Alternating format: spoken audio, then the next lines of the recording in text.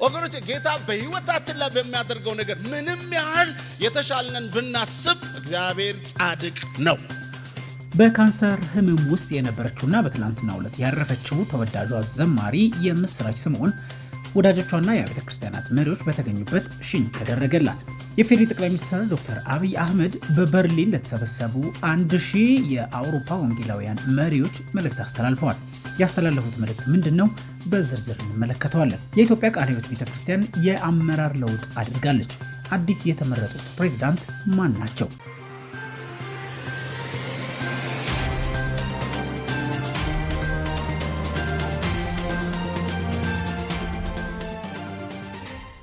ሰላም ለእናንተ ይሁን። በመላው ዓለም የምትገኙ የክርስቲያን ዜና አድማጭ ተመልካቾቻችን ለዕለቱ የመረጥንላችሁን የክርስቲያናዊ መረጃዎች ይዘን መተናል። ከዜናዎቹ ጋር ቦሊስ አዱላ ነኝ። አብራችሁን ቆዩ። ተወዳጇ እህታችን ዘማሪት የምስራች ጨጓራው አካባቢ ከነበረ 4ኛ ደረጃ ካንሰር በተአምራት ተፈውሳ እግዚአብሔርን እያመሰገንን መቆየታችን የሚታወስ ሲሆን ከጊዜያት በኋላ ተጨማሪ ምርመራ ስታደርግ ጀርባ አካባቢ 3ኛው አጥንት ላይና ሳምቧ ላይ ካንሰር ከባድ ሳል ተከትሎባት በፍጥነት ጽኑ ሕሙማን ክፍል እንድትገባ የተደረገች ቢሆንም በትላንትናው ዕለት በጌታ ተሰብስባለች። በዛሬ ዕለትም በዩጎ ሲቲ ቤተክርስቲያን የቤተ ክርስቲያናት መሪዎች ወላጆቿና ወዳጆቿ በተገኙበት ሽኝት ተደርጎላታል። ወገኖች ጌታ በህይወታችን ላይ በሚያደርገው ነገር ምንም ያህል የተሻለንን ብናስብ እግዚአብሔር ጻድቅ ነው። በታችን ኤሚላ ያደረገው ጻድቅ ነው። በቃ ትክክል አድርጓል። እግዚአብሔር የተመሰገነ ይሁን። በቃ ትክክል በቃ የሚበጃትን ያውቃል፣ የሚሻላትን ያውቃል። ወገኖቼ በደረሰብን ነገር ሁሉ እግዚአብሔር ጻድቅ ነው። በመርሃ ግብሩ ላይ ወላጅ አባቷ የምስራች ከልጆች መካከል ቤተሰቦቿን በሙሉ የምትረዳው እሷ በመሆኗ እንደ ስጋ አዝነናል፣ ነገር ግን እግዚአብሔር የወደደውንና ለእርሷ መልካም የሆነውን አደረገ ብለዋል። የምስራች አባት አቶ ስምዖን ቶሎ ትላንት ማረፏን ከሰማን ጀምረን አምርረን አዝነን ነበር፣ ነገር ግን ዛሬ በእግዚአብሔር ተጽናንተናል ብለዋል። በእርግጥ ምስራች የኔ ልጅ ነች። ከልጆች መካከል በጣም ደጋፊ ነች፣ የምትረዳ ሩሩ፣ ለኛ ለቤተሰብ 95% ነው የምትኖር በመሆኗ እሷ መሄዱን 100% አልወደድኩም ነበር።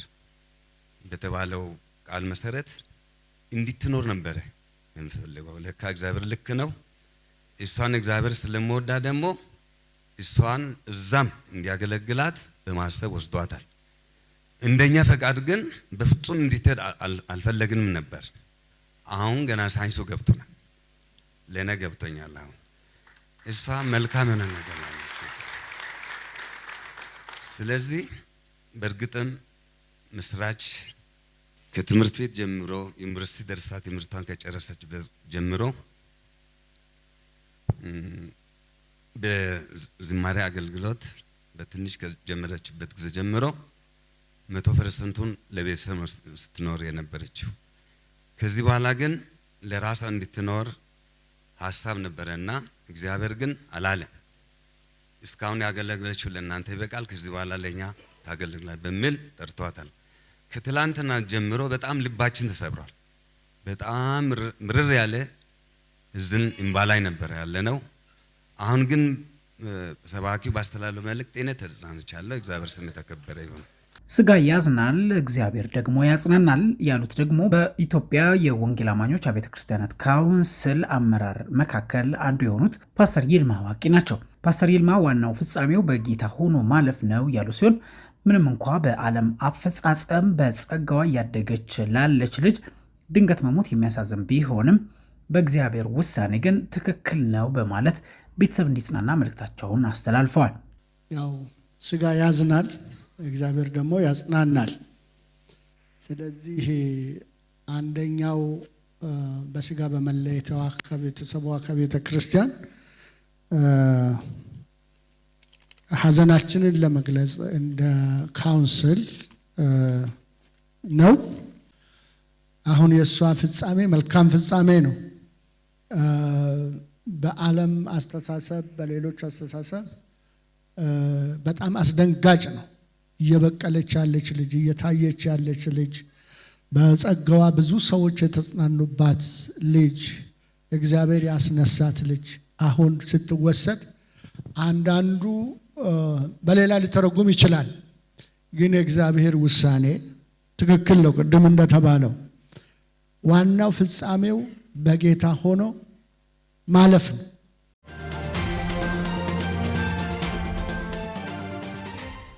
የፌዴሪ ጠቅላይ ሚኒስትር ዶክተር አብይ አህመድ በበርሊን ተገኝተው መልእክታቸውን ማስተላለፋቸውን ክርስቲያን ዴይሊ አስነብቧል። ጠቅላይ ሚኒስትሩ ለተሰበሰቡ ወንጌላውያን መሪዎች ያስተላለፉት መልእክት ምንድን ነው?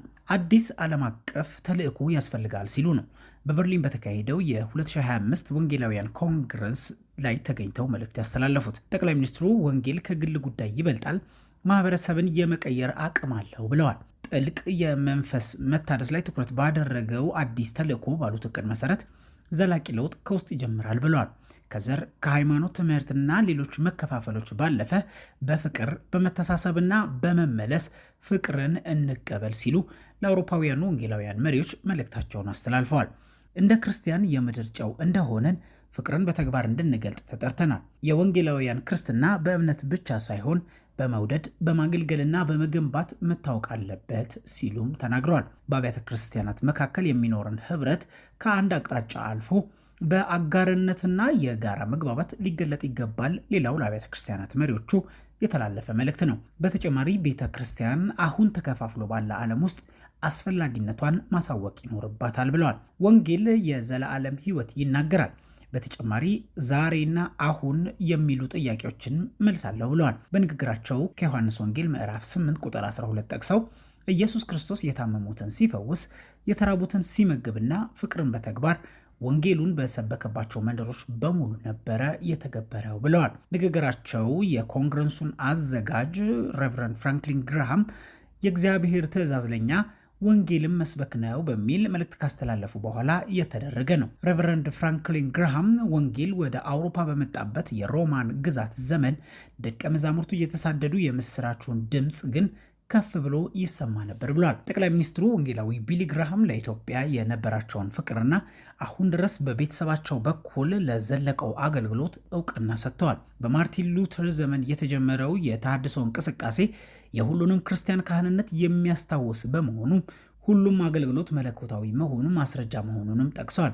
የፕሮቴስታንት ተሃድሶ እንቅስቃሴ መሪዎች እነ ጆርጅ ዋይትፊልድ እና ጆን ዌስሊ እና ሌሎችንም አንስተው አስታውሰዋል። ጠቅላይ ሚኒስትር ዶክተር አብይ አህመድ በ20ኛ ክፍለ ዘመን ሁለተኛው አጋማሽ እየቀነሰና እየተቀዛቀዘ የመጣውን የምዕራባውያን ተልእኮ ስራ አንስተው ራስን መመልከትና ተገቢ ምላሽ እንደሚያስፈልግ አንስተዋል። በደቡብ ዓለም የሚገኙ አብያተ ክርስቲያናት መብዛት የተነቃቁና ተልእኮ ተኮር መሆናቸውን በማንሳት የተስፋ መልእክትንም አስተላልፈዋል። ይህንንም አጋጣሚ የጋራ ድል ነው ብለውታል። ዓለማችን የተስፋ መልእክተኞችን ተርባለች። የቀደምቶችን አሻራ ማስቀጠል የጋራ ኃላፊነት መሆኑንም አስታውሰዋል።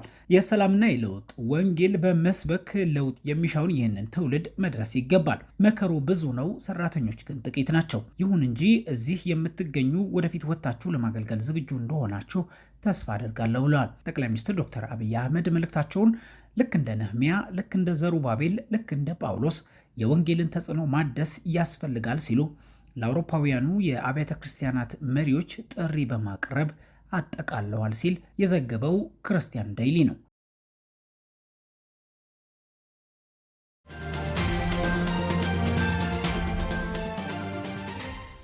ለመጋቢና ዘማሪ ተስፋዬ ጋቢሶ እውቅና ተሰጣቸው። ለመጋቢና ዘማሪ ተስፋዬ ጋቢሶ እውቅና የሰጣቸው ተቋም የኢቫንጀሊካል ቴዎሎጂካል ኮሌጅ ወይም ኢቲሲ ሲሆን አዎን ይሆናል በሚል በሁለት ቋንቋዎች የተዘጋጀውን የመዝሙር ሰንዱቅ መጽሐፍ በተመረቀበት ወቅት ነው።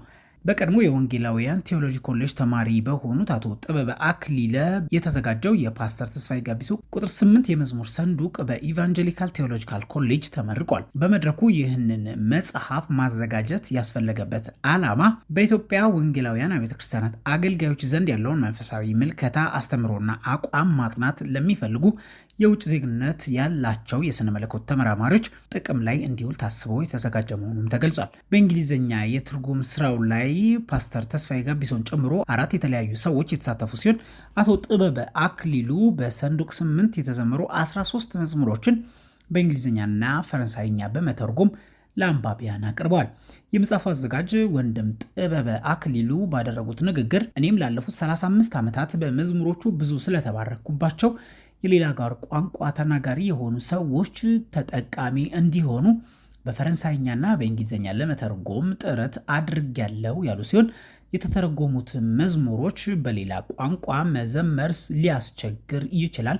ነገር ግን የመዝሙሮቹን መልእክቶች በማጥናት አትራፊ መሆን እንደሚችል ገልጸዋል። ዘማሪና መጋቢ ተስፋዬ ጋቢሶ በበኩላቸው መንፈሳዊ ዝማሬ በአምልኮ በወንጌል ስርጭት አማኞችን በማስተማር ረገድ የራሱ ድርሻ እንዳለው ጠቅሰው በሀገራችን የተዘመሩ መዝሙሮች መጽሐፍ ቅዱሳዊና ስነ መለኮታዊ ይዘት ካስተዋሉ በኋላ በዜማ እንኳን ቢቀር ቃላቱ በውጭ ሀገር ቋንቋ ቢተረጎም ለአንባቢያን አንዳች መልእክት ሊያስተላልፍ ይችላል ብለዋል። በመድረኩ የኢቫንጀሊካል ቴዎሎጂካል ኮሌጅ ለመጋቢና ዘማሪ ተስፋዬ ጋቢሶ የአገልግሎት ዘመን ለቤተ ክርስቲያን ላበረከቱት አስተዋጽኦ የእውቅናና የምስጋና ስጦታ አበረክቶላቸዋል። መጽሐፉን ያዘጋጁት አቶ ጥበበ አክሊሉ እንደገለጹት ሙሉ ውክልናውን ለኢቫንጀሊካል ቴዎሎጂካል ኮሌጅ በስጦታ መልክ መስጠቱንና ከመጽሐፉ የሚገኘው ገቢም ለኮሌጁ አገልግሎት እንደሚውልም ተናግሯል። ዘገባውን ቤተልሔም ደረጃ ደረሰችን።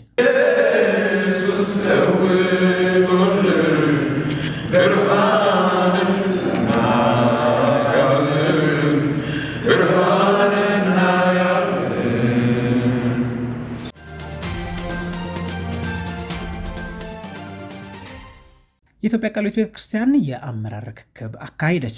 ተሰናባችና አዲስ የተመረጡት የቤተክርስቲያኑ ፕሬዚዳንት፣ ምክትል ፕሬዚዳንትና የብሔራዊ ቦርድ የስራ አስፈጻሚ አባላት ከኤስአይኤም ኢትዮጵያና ጥሪ የተደረገላቸው ሌሎች ተጋባዥ እንግዶች በታደሙበት መርሃ ግብር በዋናው ጽሕፈት ቤት ቅጥር ግቢ ውስጥ በደማቅ ሁኔታ ተካሂዷል። የመርሃ ግብሩን መድረክ የመሩት አዲሱ የኢትዮጵያ ቃለ ሕይወት ቤተክርስቲያን ምክትል ዋና ጸሐፊ ዶክተር ወንድሙ አበበ ሲሆኑ አጠቃላይ ውለው በጸሎትና በዝማሬ ተጀምሯል። መጋቢ ቴዎፍሎስ ተስፋዬ ቃለ እግዚአብሔርን ያካፈሉ ሲሆን በመልእክታቸውም ለቤተ ክርስቲያን ራዕይና ተልእኮ ስኬት በጋራ መስራት እንደሚገባ፣ ቤተ ክርስቲያን ለተልእኮ መፈጠሯን እንጂ ተልእኮው ለቤተ ክርስቲያን አለመፈጠሩን፣ እውነት በፍቅር በመነጋገር ግልጽነትን ማስፈንና ከሁሉም አጀንዳ አስቀድሞ ለነፍሳት ጉዳይ ልዩ ትኩረት መስጠት እንደሚገባ አጽንኦት ሰጥተው ተናግረዋል።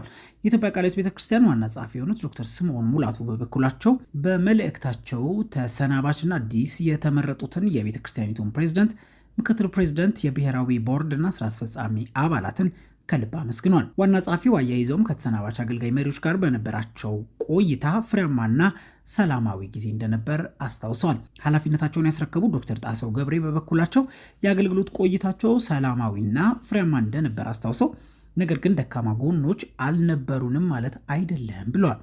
ዶክተር ጣሰው በገለጻቸው ባለፉት 6 የአገልግሎት ዓመታት የሰሯቸውን ፍሬያማ ስራዎች በዝርዝር አስታውሰው ያልተጠናቀቁትን እቅዶች ተረካቢው አመራር ዳር እስኪያደርሳቸው አደራ ጨምር አሳስበዋል። በመጨረሻም ወደፊት ሊከናወን ይገባቸዋል ያሏቸውን ዝርዝር እቅዶች ለጉባኤ ተሳታፊዎች አስታውቀው በምስጋና የስንብት ቃላቸውን ደምድመዋል። አዲሱ የኢትዮጵያ ቃለ ሕይወት ቤተክርስቲያን ፕሬዝዳንት ዶክተር ስምዖን ሄሊሶ በበኩላቸው የቀድሞ አመራሮች የጀመሯቸውን ስራዎች ተጠናክረው እንደሚቀጥሉ በመግለጽ አዳዲስ ተቋማዊ ለውጦችን ለማምጣት እንደሚሰሩም ተናግረዋል። ዶክተር ስምዖን አገልግሎቱን የሚረከቡት አዲሱ አመራር የተሰናባች አመራሮችን እገዛ፣ ድጋፍና ምክር እንደሚሻ በመግለጽ ነው። በክብር እንግድነት የተገኙት የኤስአይኤም ኢትዮጵያ ዳይሬክተር ወይዘሮ ሰራዊት ተከተል በአጋርነታቸው እንደሚቀጥሉ የሚያስረግጥ ንግግር አድርገዋል። በመጨረሻም ለተሰናባቹ የቤተ ክርስቲያኒቱ ፕሬዝዳንት ዶክተር ጣሰው ገብሬ ለብሔራዊ ቦርድና የስራ አስፈጻሚ አባላት የምስጋና ስጦታና የምስክር ወረቀት ተበርክቶላቸው መርሃ ግብሩ በጸሎት ተጠናቋል። ዘገባውን ያደረሰችን ሮማን ከሊል ነች።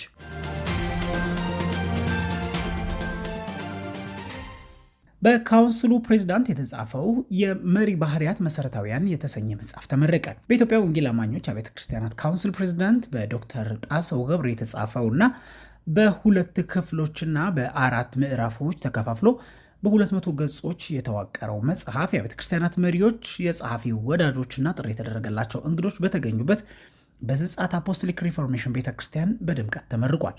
በመድረኩ ዶክተር ወርቆ የመጽሐፉን ዳሰሳ ያቀረቡ ሲሆን በንግግራቸው ዶክተር ጣሰው መሪነት የብሉይና አዲስ ኪዳን መጠቀሱን አንስተው ባለአደራነት ጥበብና የእግዚአብሔር ቃል የጎደለው መሪ ለተቋማት መውደቅ ለአመራር ክፍተት እንደሚፈጥር በመጥቀስ ይሞግታል ሲሉ አንስተዋል። ዶክተር ጣሰው በመጽሐፋቸው ውስጥ መሰረት ሲዛባ አመራር ይበላሻል፣ ህይወትም እንደሚጠፋ በምሳሌነት በማንሳት የመሪነትን አስፈላጊነት እንደሚያነሱ ጠቅሷል። በመድረኩ ንግግር ያደረጉት የኢትዮጵያ ወንጌላውያን አብያተ ክርስቲያናት ህብረት ፕሬዚዳንት የሆኑት ፓስተር ጻድቁ አብረው በበኩላቸው በመሪነት ደረጃ ላሉ ብቻ ሳይሆን ወደ መሪነት ለማደግ ለሚሄዱትም ጠቃሚ የሆነ መጽሐፍ በመሆኑ ሁሉም ሊያነቡት እንደሚገባ መክረዋል። የመጽሐፉ አዘጋጅ ዶክተር ጣሰው ገብሬ መጽሐፍ ቅዱሳችን ራሱ መሪነትን በየአውዱ በመከፋፈል የሚያስቀምጥ መሆኑን በመጥቀስ ለአንድ መሪ ባህሪ መስራትና የመሪዎች የባህሪ ተግዳሮቶች መስተዋሉ ይህንን ችግር ለመቀነስ የበኩላቸውን አስተዋጽኦ ለማበርከት መጽሐፉን እንዳዘጋጁት ተነግሯል። መሪዎች ለመምራትና ለማገልገል በመልካም ባህሪ ታንጾ በአገልጋይነት መንፈስ እያገለገሉ ባለመሆናቸው ይህንን መጽሐፍ አንብበን ከተገበርናቸው መንፈሳዊና መጽሐፍ ቅዱሳዊ አስተምህሮን የያዘ የመሪነት ባህሪን መቅረጽ የሚችሉ እጅግ ጠቃሚ መሆኑንም አንስተዋል። ዶክተር ጣሰው በዩኒቨርሲቲ ፕሬዝደንትነት ጨምሮ በመንግስት ከፍተኛ የስራ ኃላፊነት ደረጃ ያገለገሉና